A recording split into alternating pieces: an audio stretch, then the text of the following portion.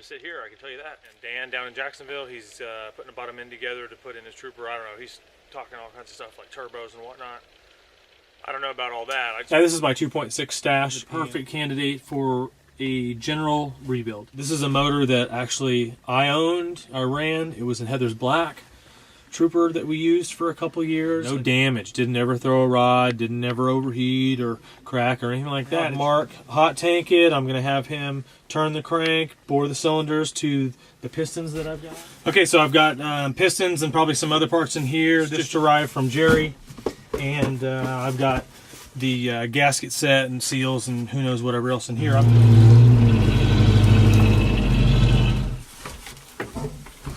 got it a little tight. Almost hate to bore it, you know. It could just be honed, but that's really nice when you just start with something that's already good. Man, these things are heavy. Block with a crank in it, oil pan. I've got the external water line, all the bracketry, the oil filter adapter. I've got the backing plate rods, a couple oil pumps, and some different stuff in there. All the gaskets and whatnot. This thing's all going to see Mark. I gotta round up all that shit that Patrick needs for that iTech Dream thing he's on. All right, there you go, Johnny. Give you 30 minutes of the iTech. So I'm gonna go round up some parts. I've got a trooper sitting over here that's full of iTech stuff. Go through it and make all Patrick's iTech wet dreams come true. Are we trying to break any laws with the emission control people? Oh, I don't care about the emission control people. Working on Patrick's iTech wet dream here.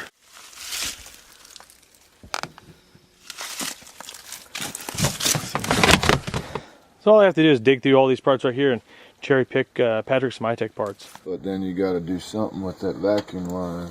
Okay, so that can come off all the way back. Okay, here we go. This is the one we want right here. California emissions, automatic version of an iTech.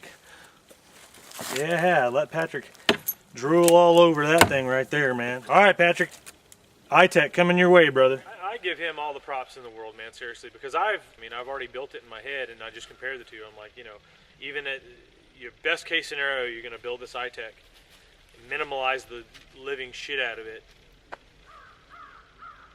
It's still not going to be as reliable and user-friendly as a carb version. I guess it could be rerouted To that, which goes over there.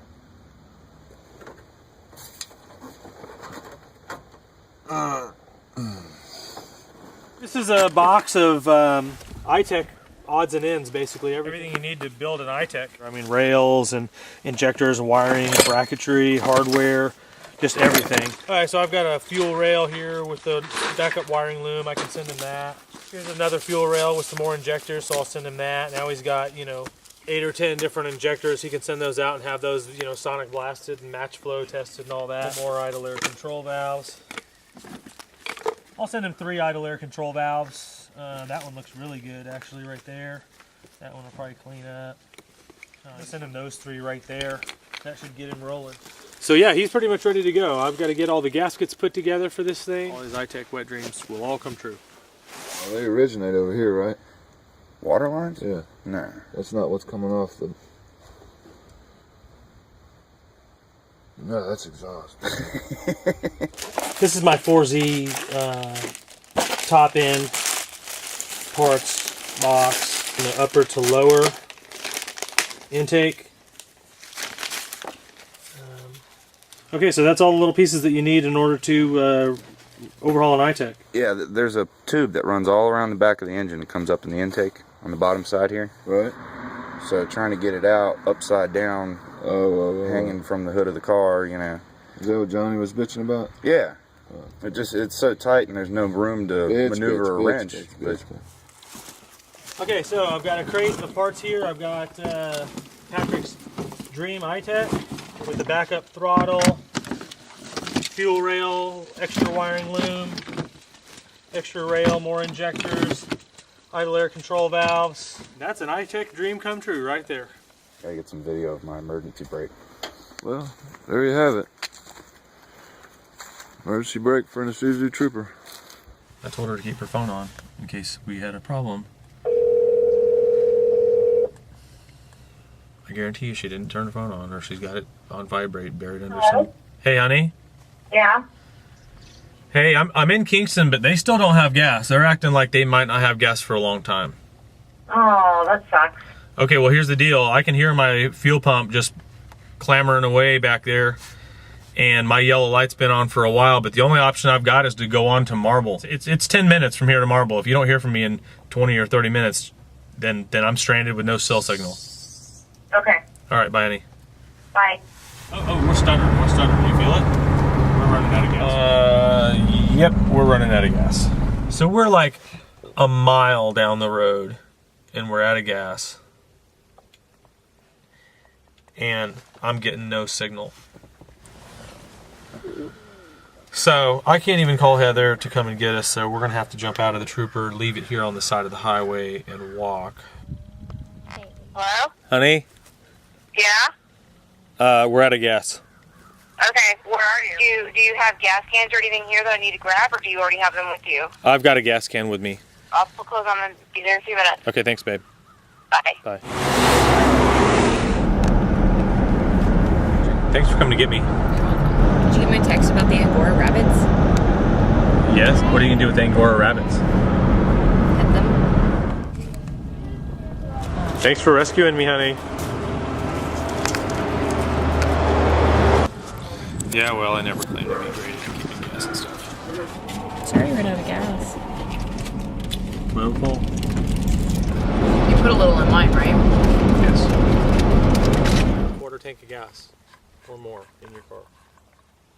At all times. I didn't plan to run out of gas. Every plan that I make automatically includes the possibility of Uncle Murphy running amok. You might as well assume the engine's gonna blow. Assume the transmission's gonna go out, we're gonna have 4 flats. Most of the time, most or some of that'll happen. Oh, I gotta take a leak. Man, look at all the stuff that's spilling. I hate these jugs. Serious, I'm not joking. Makes me have to pee. Your name is Woody? Woody. Do me a favor, man. Come hold the gas can for me while I go take a leak. Now, the only benefit to an electric fuel pump, I can turn the key on and it'll automatically prime the carburetor.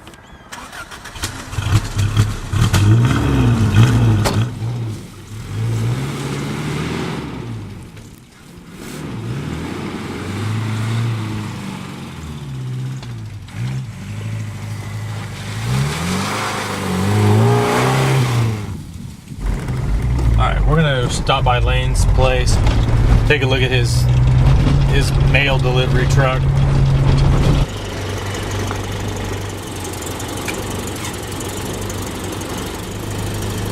I see, some worn upper control arm bushings. All right, so his shock bolt came out, and that shock got turned around in there. Okay, this thing's gotta go up. Missing here. How many freaking parts are moving? There's only so many moving parts. Yeah, guys talk about CV joints, boots getting blown out and stuff. You can run those things a long time like that. Check out that CV joint. This thing's blown out, all dirty. I don't know, so far it's just totally acting normal. Lane says this thing will like turn all the way one direction or something, and then it won't come back. Sorry. Lane's truck is like the Exorcist. It comes up with the craziest problems. Maybe the power steering pump or power steering gearbox or something going bad, but whatever it is, it's, like I said, it's demonic.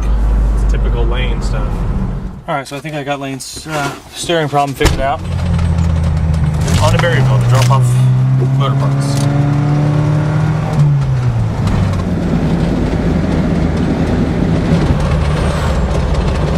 Downtown Berryville on the Berryville Square.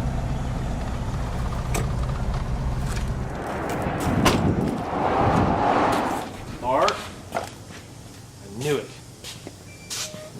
Lights are out, he's not here. He's gone for the day. Maybe he's just gone. Is Mark here? No. Is he coming back? No. Ever? No. I went home sick today. Did he? Mm-hmm. Okay. Can I unload a bunch of parts over there? Yeah. Yeah, check that thing out, dude. That's like a Caterpillar tractor motor or something. So Mark went home early, went home sick.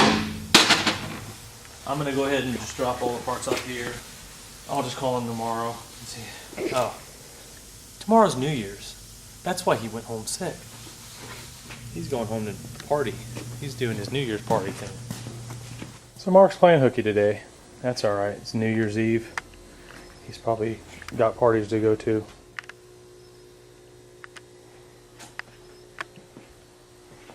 What's Mark doing over here?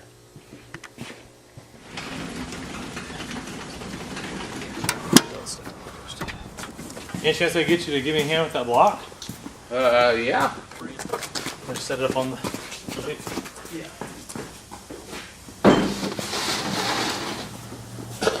So was he really sick, or did he just go home to get a No, early he start was on sick New Year's? yesterday, and he got sick today. So he's actually going to be sick on New Year's, huh? I guess. I've got new pistons and some stuff in here that I haven't even opened yet. 0.5. Okay, so we're going 0.5 millimeter over. I'll leave everything with him. He can take care of it. All the rods are in there. Okay. And Mark might have a hard time trying to get a crank cleaned up with just 10 to work with, you know what I mean? So he said send him 20 under. Now, this crank's pretty clean. I think 10 would do it, but Yeah. must be Okay, head yeah, good. Okay, Full set. so that's a full engine kit with no... Oh, yeah. I appreciate that. Get all the stuff to make a cheesecake for Heather's birthday. Alright, so we got Lane's Trooper, and we're going to go ahead and take it home and see if we can get the front end straightened out on this thing.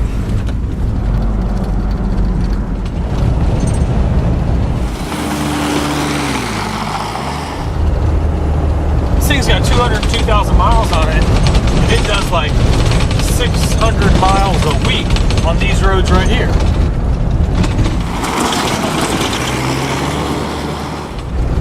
Monday through Saturday, this thing gets 600 miles a week on it on roads, you know, like this. Take this thing for a ride and see how it does out here in the woods.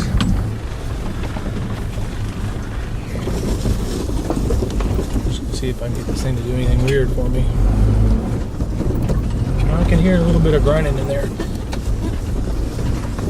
It's that CV joint minding that. Well, I'm hoping that's it. I just wanted to see if the thing would do a tight turnaround, and I needed to get some firewood anyway, so kind of kill two birds with one stone.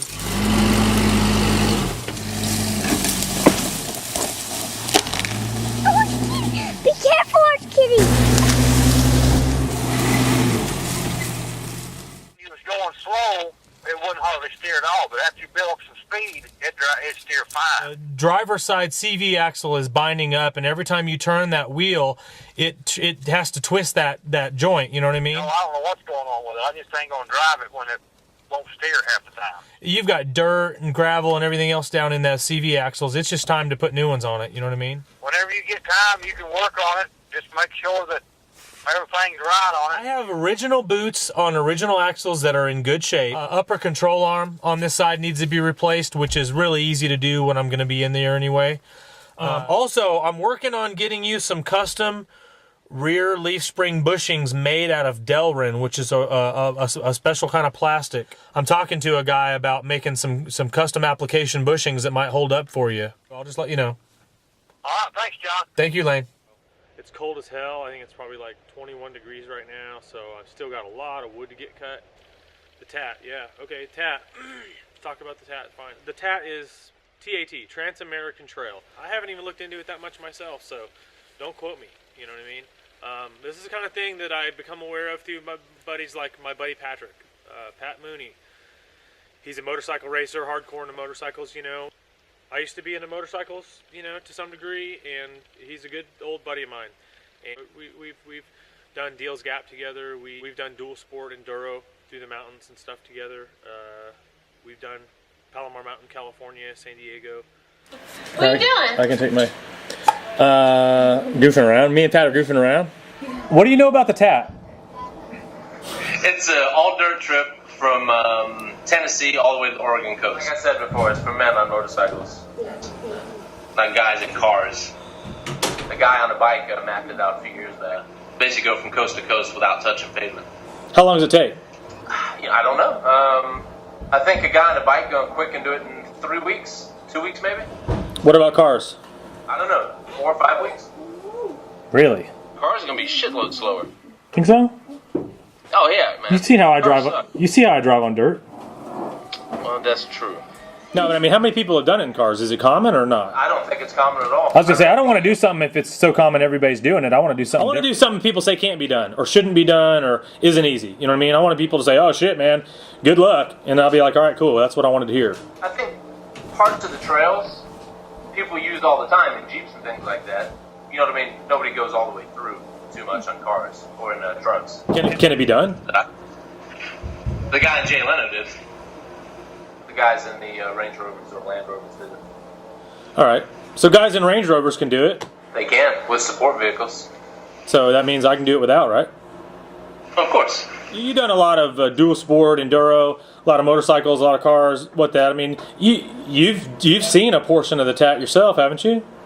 Here's the way I look at it. It's only, what is it, 4,000 miles? That's why I called you. I don't know. You know, you drive 100 miles a day in a car. That's nothing. It's just strung together. That's all. Far away from home. It's kind of the way I was looking at it, dude. I was like, look, I do 4,000 miles on dirt in a matter of probably 3 months. I could compact that down into 3 weeks. God, you're going to do 3,000 miles. Well, it's like, dude, you can do 3,000 miles back and forth to work this month. You know, so you jam it all into to 4 days or whatever. Yeah, there's no difference except be close to home on one and not close to home on What do you know about the terrain and stuff? I mean, is it any worse than the stuff around here? I don't know, really. I think the majority of it's pretty even, smooth roads, I think. Would it just be a really boring trip and a waste of everybody's time and gas? I couldn't say with certainty. It can't be boring or guys on bikes wouldn't be doing it, right? Yeah, exactly.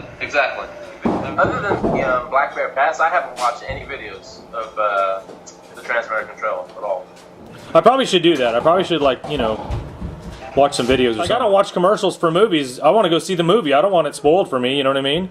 The Trans-American Trail passes your house, what, 10 minutes away? Yeah, I know. We've run into guys out there. You and I ran into guys out there when we were out riding out here. People would say, oh, you know, I'm out doing the TATT or whatever. That's just the stuff around here. I don't know what it looks like between here and Tennessee or what it looks like between here and Washington, you know? Well, you figure Arkansas is going to look like your place. Yeah. And I mean, you've been to all the other states, so you can imagine what it's going to be like. Yeah, I mean, that whole thing about Black Bear Pass or whatever, and like Colorado, Moab or whatever, I don't even know where all it goes, but, you know, I know there's some rough stuff out there. And just west of your place to the Rockies would just be flat and boring, I would think. Yeah, Tennessee to Oregon can't be any more than that, I wouldn't think, 2,500? Yeah, somewhere. And that trail is twice as long as that.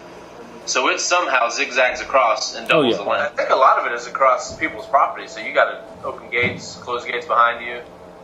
The TATT does? I mean, think about it. I remember reading it was it between 4,000 and 5,000 miles? I would imagine on a good day you'll do 250 and on a bad day 30 or 40. Okay, so I'm saying on a good day we'll do 350 because we're going to drive 16 hours a day.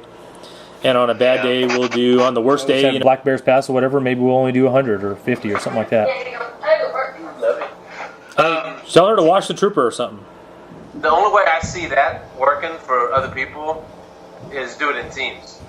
I'd be happy to do, you know, Tennessee to your house. Yeah. Okay, so you go from Tennessee to here, and then take off, and then I get somebody else to meet me up here and go from here to there. Okay. I think so. Yeah, unless you've got somebody that's retired, you're the only one that's going to be able to take the time to do that, I think. Unless we just blast the bitch out and do it in 2 weeks.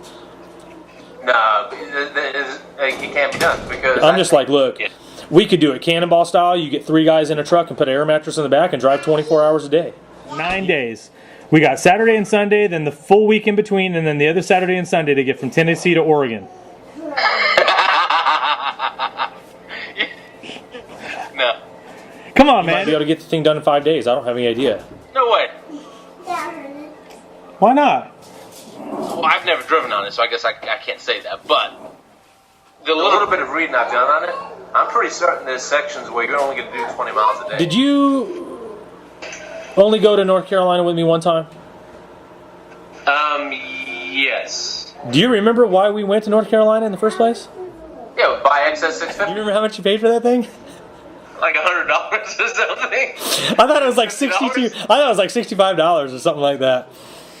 Oh yeah, it was. We got it. We won it on eBay. It was on eBay. Yeah, it was like $65, and we're like, that's great, but it's 400 miles away. Nobody could foresee that I'd get run over by a car, though. That's kind of. I'd almost even completely forgotten that our whole point of driving all the way up there was to pick up a $62 motorcycle. Okay, from the time we left the house until getting run over by a car was great. Sometimes I like to fly by the seat of my pants and not research, you know what I mean? Because it's like you do all the research and everything, it takes all the excitement and adventure out of it, you know? Like when I came home from your place in San Diego, it's just, okay, I know I want to make it to this town, and I want to hit this road, but everything in between, I'm cool. The Trans-American Trail, I don't think you can do that because it's not like it's marked. Off-road on unknown roads and trails, you couldn't make plans at all, could you? You just start and go till the end. Yeah. Hey, how's that lemon doing that you bought from Colin? That old white turd? That white turd. I don't know, man. I drove it home and it's never run since. Colin never probably did any maintenance or repairs on that thing. He sold me that Corolla the same way, you know. Well, he wouldn't know what to do anyway. He doesn't know which end of the wrench to hold. Exactly. It's a diesel.